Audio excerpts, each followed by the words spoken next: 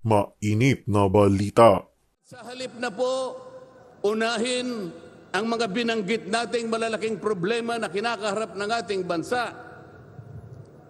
Ang inuna po ay mga bagay na mauuwi lamang sa pagkakampi-kampi at pagkakabahagi ng ating bansa. Nagtatagpo ng Quadcom. Ang Quadcom ay hindi piskal. Ang Quadcom ay hindi korte. Nagkukunwa lang na korte. Ang mga chairman ng 4 na komite doon, wala ni isang abogado. Sa halip na ang unahin ay yung kapakanan ng mamamayan, sa harap at liwanag ng napakaraming nakabantang panganib sa atin, sa ekonomiya, panglipunan, pangsiguridad, korupsyon, katiwalian. Bakit ang inuuna ay usigin ng isang tao na hindi naman ipadadaan sa tamang proseso ng batas? Sa 13 pagdinig ng Quadcom, 13, nakapaggawa lang sila ng isang batas na kahit siguro po high school graduate pagtatawanan niya yung kanilang panukalang batas. Ibig sabihin, ang layunin talaga ay hindi in aid of legislation, kung hindi in aid of prosecution, in aid of persecution. Kailangan po tindigan ninyo, sundin ninyo ang ating tuntunin. Kapag hindi tayo sumunod sa ating tuntunin, sinong maniniwala sa atin na tayo'y may karapatang gumawa ng batas para sa ikabubuti ng ating bansa?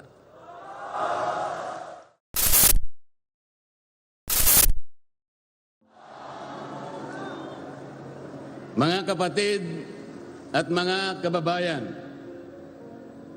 malinaw po nating narinig sa pambungad na pananalita ng kapatid na Edwil Sabala ang pinakalayunin ng malakihang pagkilos na ating sama-samang isinasagawa sa araw na ito.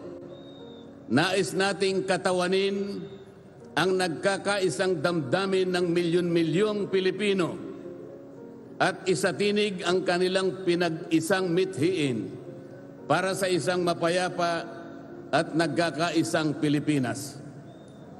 Kaugnay nito, binanggit din po ang ating kagustuhan na ipaalam sa mga opisyales ng ating pamahalaan ang ninanais at pinapangarap na maayos at epektibong paglilingkod at paglutas sa lumalalang kahirapan na pinalubha ng katiwalian at korupsyon, kalamidad, kriminalidad, bangayang pampolitika at iba pa. Kinikilala po nating lahat na nagkakatipon ngayon na sa pagkakaisa, kapayapaan at pagkakasundo lamang natin makakamit ang hinahangad na pagunlad at pagsulong ng ating bansa. Sa bahagi po naman ng kapatid na Romel Topacio, tinindigan ang pagtitipong ito ng Iglesia ni Cristo ay konkretong kahayagan ng suporta sa naunang pahayag ng Pangulong Bongbong Marcos na hindi sasang-ayon sa isinusulong na impeachment laban kay Vice President Sara Duterte. Kinatigan din po ng Iglesia ni Cristo ang posisyon ng Pangulo na ang impeachment ay hindi makapagdudulot ng kabutihan sa buhay ng kahit isang Pilipino. Hindi lamang ito pag-aksaya sa oras ng pamahalaan, kundi makakahadlang din sa pagre-resolba sa marami at pangunahing problema ng bansa. Mataas na presyo ng bilihin, mababang kalidad ng edukasyon, infrastruktura, serbisyong pangmedikal, kriminalidad, seguridad at iba pa. Higit sa lahat, ang pagsusulong ng impeachment ay mauuwi lamang sa pagtatalo-talo at pagkakampi-kampi, hindi lamang ng mga mamamayan, kundi pati na rin ng mga opisyalis ng gobyerno. Ipinaalala rin na kapag nagtatalo-talo ang mga nasa pamahalaan, apektado ang taong bayan. At kapag magulo ang bansa, ang mga tao ang kawawa.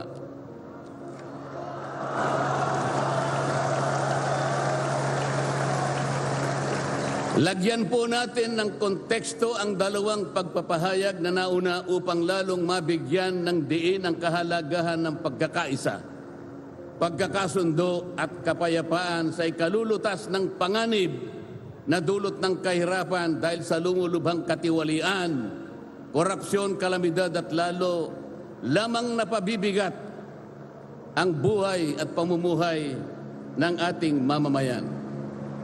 Sa isang ulat balita ng periodikong Philippine Star, 4 na araw nang nakararaan ay ganito ang sinasabi.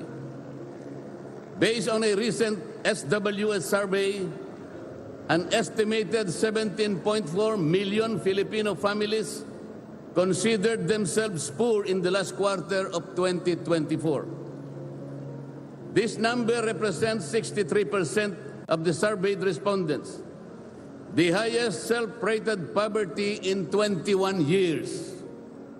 Across the country, Mindanao had the highest self-rated poverty at 76%, followed by Visayas at 74% and Luzon at 55%. Mga kababayan, sa tayang 5 ang miyembro ng bawat pamilyang Pilipino, nangangahulugan na aabot sa 87 milyong Pilipino sa ngayon ang nagsasabing sila ay mahirap.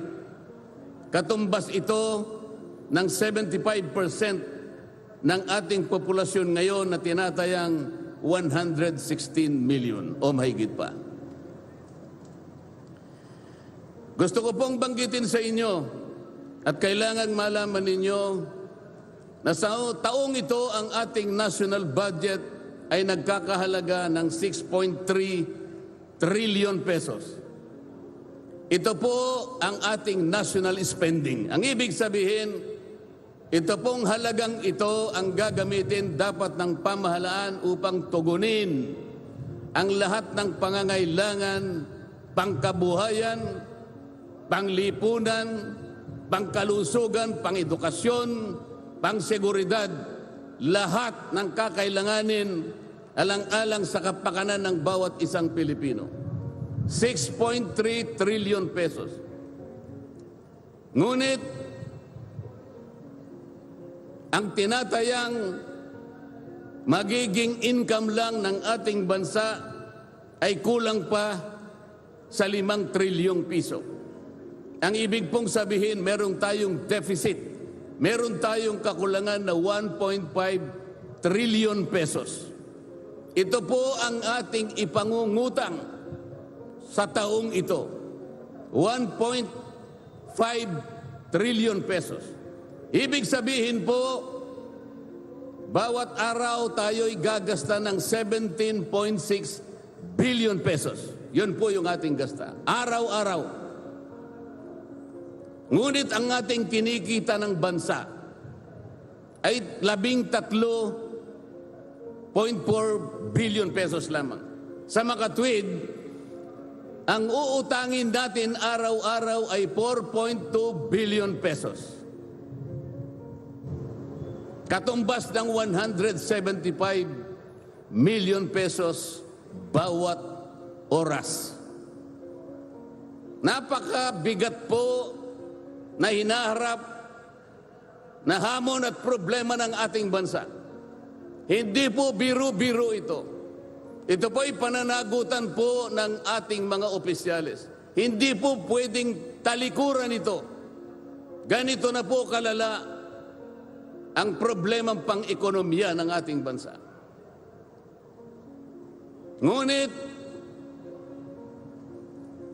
hindi po yata ganito ang naging direksyon, sapagkat sa halip na po unahin ang mga binanggit nating malalaking problema na kinakaharap ng ating bansa, ang inuna po ay mga bagay na mauuwi lamang sa pagkakampi-kampi at pagkakabahagi ng ating bansa. Bakit po? Nagtatag po ng Quadcom.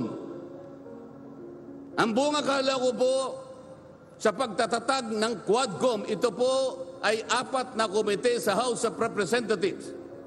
Kinonsolidate, ginawang isang makapangyarihang komite na ang buong akala ko ito ang gagamitin para tutukan ang namumuong problemang lumulubha pa na hinaharap ng ating bansa. Napakataas po ng bilihin, lalo na po yung pagkain ngayon. Nagtanong-tanong po ako, ang isang pirasong kamatis last week is 20 pesos. Tama po ba yun? Ngayon po, may nagsabi sa akin 30 pesos isang kamatis. Ang isang kilong kamatis, 400 pesos. Tama po ba yun? Ang isang piraso ng siling pangsigang ay 10 piso. Yun po yung sinabi sa akin. Tama po yun? 600 pesos per kilo. Yun pong bell pepper. Dalawang kulay po yata yung bell pepper. Isang berde, isang pula. 45 pesos ang isang piraso. 1,000 pesos ang isang kilo. Bakit hindi po ito yung unang harapin natin? Napakalala po ng presyo ng kuryente sa ating bansa.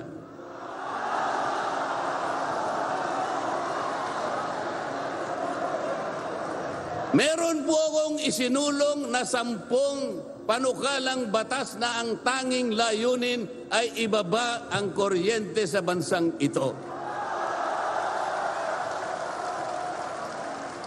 Ikinalulungkot ko pong ibahagi sa inyo na kahit isa'y wala man lamang pong nadinig.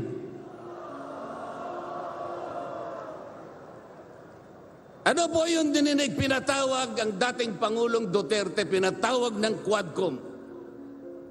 At ang ginamit na pamamaraan ay yung isinasaad sa saligang batas, Inquiry in Aid of Legislation.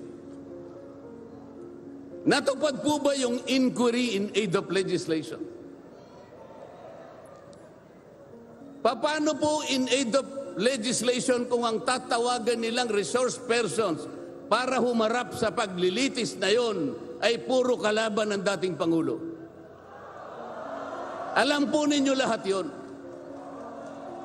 Pinagtatanong nila yung Pangulo base doon sa mga sinumpaang salaysay at affidavit nung kanyang mga inusig nung kanyang panahon sa war on drugs. Hindi naman ipinatawag ang mga taong maaring makapagbigay sa kanya ng tulong upang ipaliwanag ang war on drugs. Hindi ipinatawag ang mga Solicitor General sa kanyang panahon. Hindi ipinatawag ang mga Chief PNP upang magpaliwanag kung ano ang war on drugs. Puro kalaban ng dating Pangulo.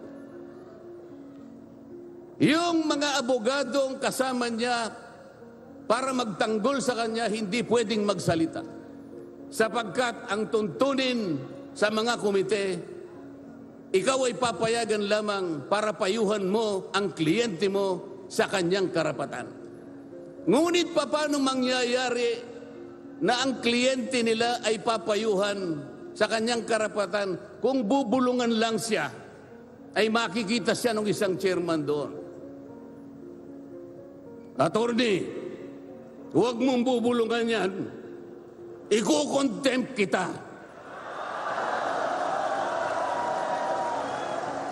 Nasaan na po yung sinabi sa saligang batas na lahat ng inuusig ay meron siyang karapatan sa aboga, the right to counsel. Wala na po. The right to confront your accusers. Wala po mga accuser doon. Ang ginagamit po ay mga sinumpaang salaysay, hindi man lang i-authenticate, ipinalagay na totoo lahat ang nakasaad ng mga aligasyon. Anong gagawin ng isang tao sa harap ng ganito na walang rule of law at walang due process? Ito po ang pinag-umpisahan ng kaguluhan at pagkakahati-hati. Sa kagustuhan po nila na mausig ang dating Pangulo, ayaw po nilang pumunta sa korte, ayaw nilang pumunta sa piskal. Ano po ba ang sinasabi ng mga desisyon ng Korte Suprema? kapag ka napatunayan nyo ang isang tao ay maaring nakagawa ng kahit anong paglabag sa lahat ng batas, anumang batas, dalhin ninyo sa piskalya, dalhin ninyo sa korte. Yun ang tamang paraan. That is the rule of law. Ngunit bakit? Bakit kayong Quadcom ang gumagawa nito? Ang Quadcom ay hindi piskal. Ang Quadcom ay hindi korte. Nagkukunwalang na korte. Yung mga chairman ng 4 na komite doon, wala ni isang abogado. Pero naalala ko yung isa doon, kamukha ni Attorney Agaton.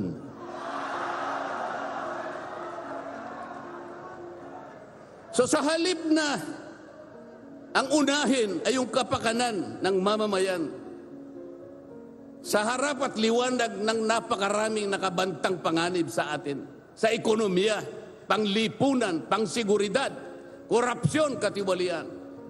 Bakit ang inuuna ay usigin ng isang tao na hindi naman ipadadaan sa tamang proseso ng batas? Pangalawa, tinawag po nila ang pangalawang Pangulo sa 2 pagkakataon. Una po, nang magpipresent siya ng budget. Ang pinipresent po niyang budget ay budget for 2025. Akalain po ninyong ang gusto nilang tanungin ay yung pagkakagasta ng kanyang budget noong 2022 and 2023. Saan ka naman nakakita ng ganong klaseng direksyon? 2025 ang dapat pag-usapan, ang kanilang pilit na itinatanong ay paggamit o paggasta niya noong 2022 at 2023. Ang sabi po ng Vice President, siguro nainis na rin, I forgo my opportunity to defend this 2025 budget and I leave it to the discretion of the House of Representatives as presented. Oh, ayaw pa nilang tanggapin. Nang ibig sabihin, ayaw ko nang itipensa sa inyo. Bahala na kayo. Kung anong gusto nyong ibigay sa akin, bahala na kayo. Ano pong ginawa nila? Hindi. Kinakailangang masagutin mo lahat ito. Walang exempted dito.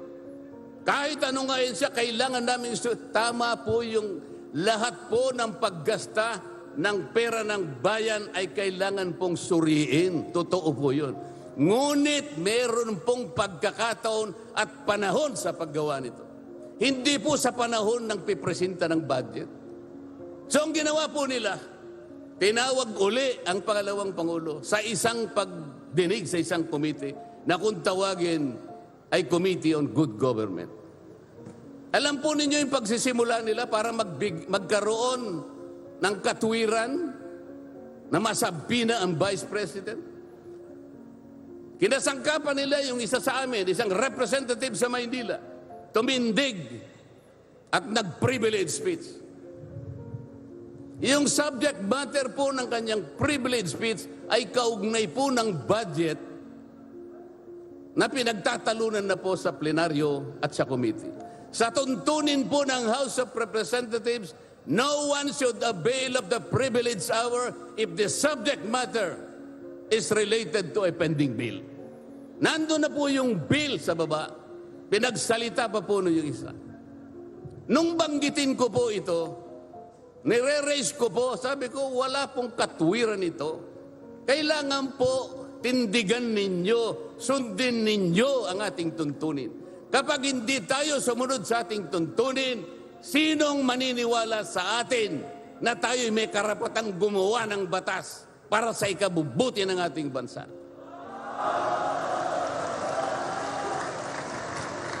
Ang sabi po ng chairman, noted. Saan ka naman nakakita ng ganun? Ang House of Representatives ay lugar ng pagdidebate. Doon masusuri kung sino ang may katwiran. Kung hindi magsasalita ang chairman. At pagkatapos po, sinabi ko pa, bakit baka ako, dahil lamang sa isang manifestation ng isa sa amin, ginawa na naman ninyong isang motu proprio action. Yung motu proprio po ay, ibig sabihin, ang komite sa kanyang sarili ay pwedeng mag-imbestiga sa sarili niya.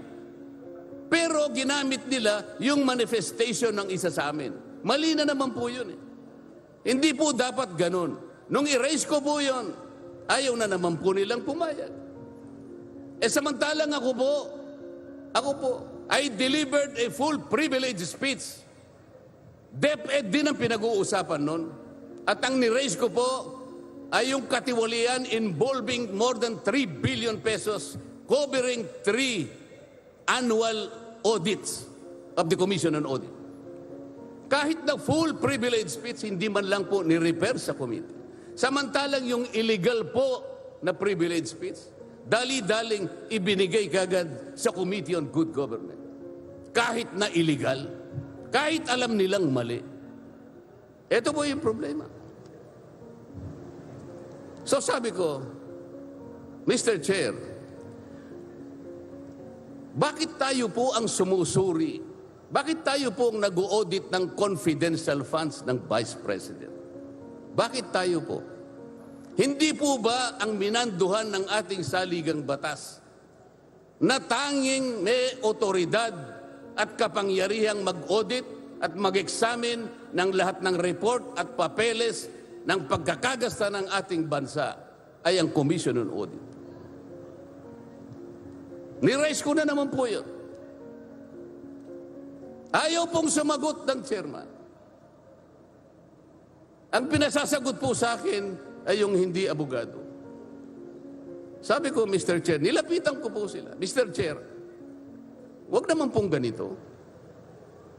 Ilagay naman po natin sa konteksto at sa regulasyon ng ating ginagawa.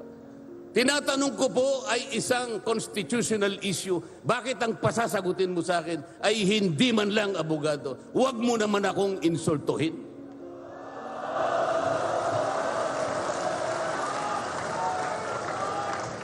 Doon sa puntong yun, alam po ninyo, pati yung kinakain kong hopya, pinagtripan nila.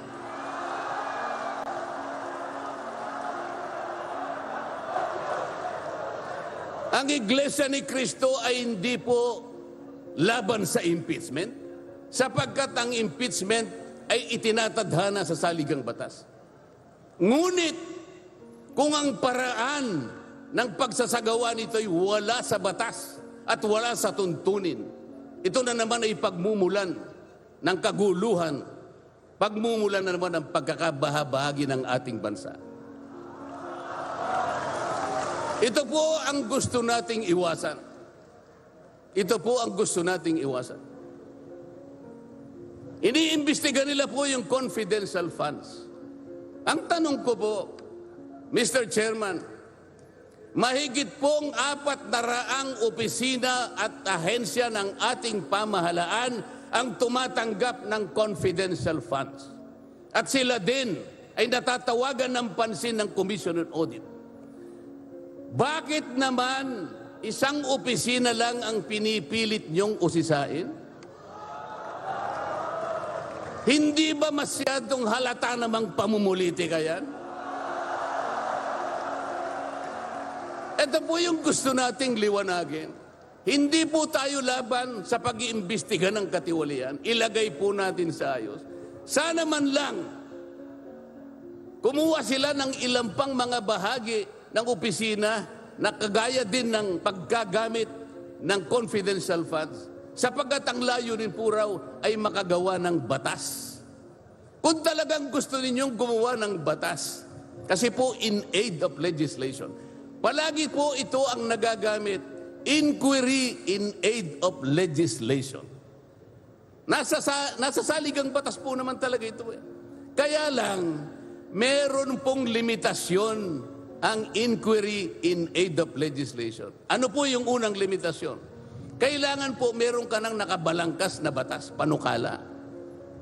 Hindi mo lang makumple-kumpleto sapagkat nag-aatubili ka, baka merong impact ito sa ibang sektor. Kaya tatawag ka ng mga tao na makatutulong sa'yo para sa ganun makumpleto mo ang iniisip mong panukalang batas. Pagka ganun, alam niya kung sinong tatawagin niya. At alam niya rin kung anong itatanong niya. Hindi po ganun ang nangyayari ngayon eh. Dahil nga wala na pong rule of law, basta na lang sila tatawag ng kahit sino sapagkat hindi naman po talaga ang layunin ay gumawa ng batas kung hindi usigin ang taong gusto nilang usigin. Ito po ang nangyayari ngayon. Kaya nga po, dahil sa kagustuhan nila na talagang usigin ng ICC ang Pangulong Duterte, alam po ninyo, yun lang ang tanging layunin. Sa 13 pagdinig ng Quadcom, 13, nakapaggawa lang sila ng isang batas na kahit siguro po high school graduate pagtatawanan niya yung kanilang panukalang batas. Bakit po? Yung definition na definition lamang po ng extrajudicial killing ay talaga pong matatawa ka na. Tayo ko na pong babain yun. Ibig sabihin, ang layunin talaga ay hindi in aid of legislation, kung hindi in aid of prosecution, in aid of persecution.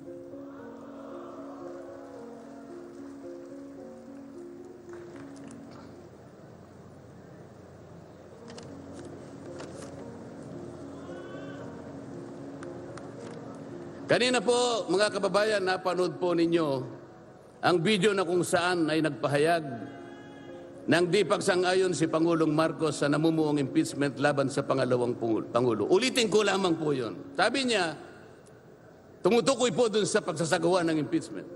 This is not important. This does not make any difference to even one single Filipino life. So why waste on this? What will happen if somebody files an impeachment? It will tie down the House. It will tie down the Senate. It will just take up all our time and for what? For nothing. For nothing. Sabi po niya ito, none of this will help improve a single Filipino life. As far as I am concerned, it is a storm in a teacup. It's a tempest in a teacup. Ang ibig sabihin, isang napakaliit na bagay na pinipilit ninyong palakihin. Napakalaki ng problema ng bansa ang inaharap natin. Ito ang ating atupagin. Ito yung gustong mangyari ng Pangulo ng Republika ng Pilipinas.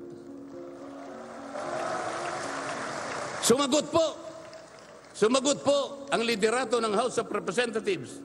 At sa isang bahagi, ang sabi po niya, ito po, kinuha ko lang yung isang bahagi sa isang mahabang manifestong ginawa nila.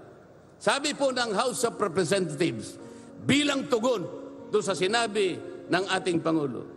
Sabi po niya, together, let us rally behind our President to protect and preserve the gains of democracy as we build a stronger, more united, and more prosperous republic. Pero nasaan po kaya? Nandito po kaya lahat yung mga sumama sa manifestong ito na sumusuporta na mag-rally tayo sa likod ng Pangulo, tayo'y magkaisa upang panindigan yung nauna niyang pahayag na ang gusto nating unahin na pagkaisahan ay yung pagtugon, pag-address sa mga problema ng bansa. Nasaan kaya sila? Nandun kaya sila sa likod ng Pangulo o tayo lang lahat? Sa makatuwid tayo pong lahat ngayon na sama-samang nagkakatipon ngayon na hindi ko mabilan kung ilang, baka meron 1 milyon po yata. Tayo pala ngayon ang nagkakatipon sa diwa ng tunay na kapayapaan at pagkakaisa na nagrarally ngayon. Sapagkat tayo lamang ang nasa likod ng Pangulo sa kagustuhan niya na harapin natin ang mga hamon at nagbabantang problema ng ating bansa. Sapagkat, sabi niya, totoo naman, ang impeachment ay hindi makapagbibigay kahit anong butil ng kabutihan sa buhay ng isang Pilipino.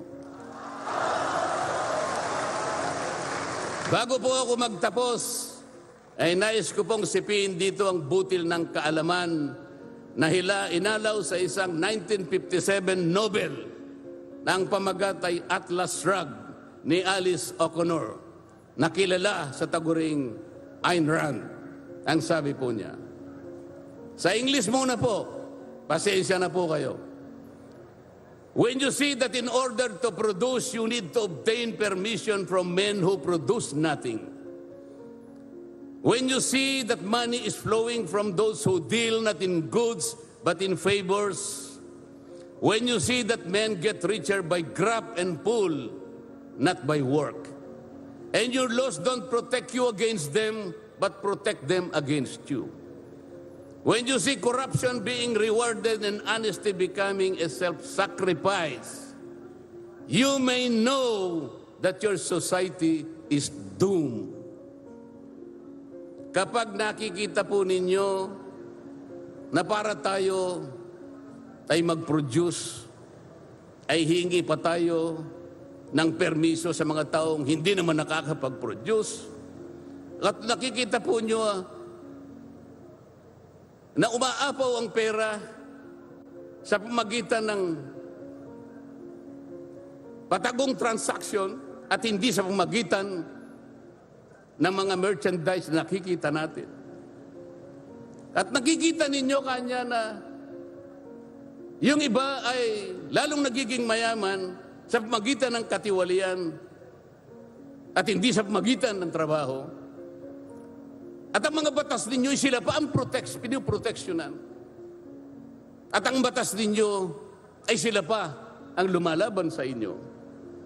At kapag ang corruption ay ito ang itinatadhana, ito ang binibigyan ng reward.